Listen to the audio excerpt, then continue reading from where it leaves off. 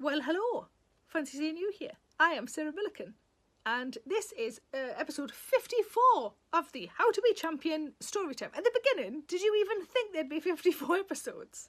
I did, because I did a small amount of maths to work out how long this would take, and if I could spread it out for a long time so we could have a little bit of fun every day. Some people say to me, why don't you just do a chapter a day? We'd already be finished. We would have been finished 3 weeks ago. Madness. Madness. You're mad.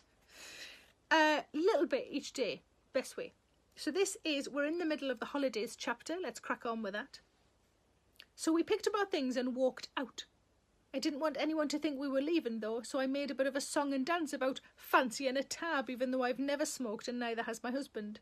We came outside for a smoke, then realised neither of us had a lighter, so we went off into the night looking for a shop that sold matches. We didn't find one. What we did find was 3 hours of walking, talking, laughing, banana milkshakes, lamb cutlets and selfies of us in front of London's major tourist spots, Buckingham House, Book House, I like that, I've called it Book House rather than Buckingham Palace, Downing Street, Trafalgar Square. It was a bit like the film Green Card, where Andy McDowell and Gerard Depardieu fake a past together with photos of them on skis and in sombreros. We had probably one of the most romantic nights of my life. This isn't the only time we've done this either. We recently walked out during the interval of a play. Our code word is now simply cigarette. And we disappear into the night, or, in this instance, a nice French restaurant in Soho where we ate steak and dolphin-y potatoes and Googled Act 2. Life is too short not to enjoy yourself when the opportunity arises. These musicals and plays weren't shit, clearly not. Tickets were hard to come by and people were raving about them. But art in all of its forms is subjective. Comedian Chris Addison once said that people are too afraid to say something is not their cup of tea. He's right. It always has to be shite or fat or an ugly cunt or not funny or looks like someone terrible on Jeremy Kyle.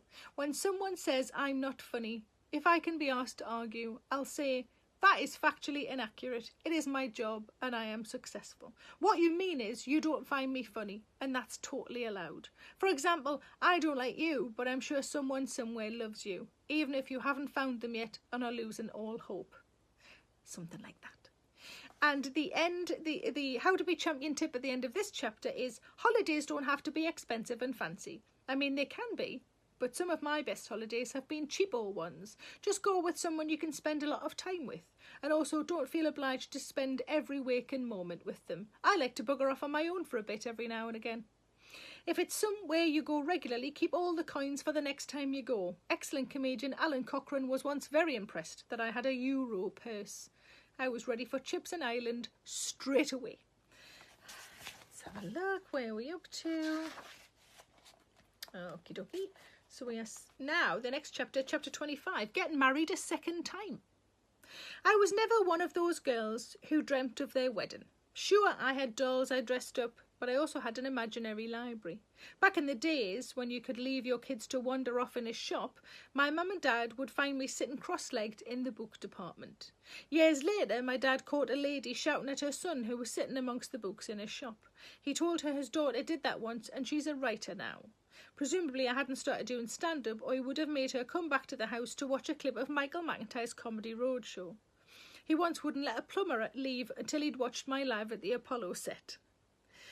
So, I was not a twirling pink princess of a girl. I wore trousers, glasses and liked reading. You could say I was a tiny Alan Bennett.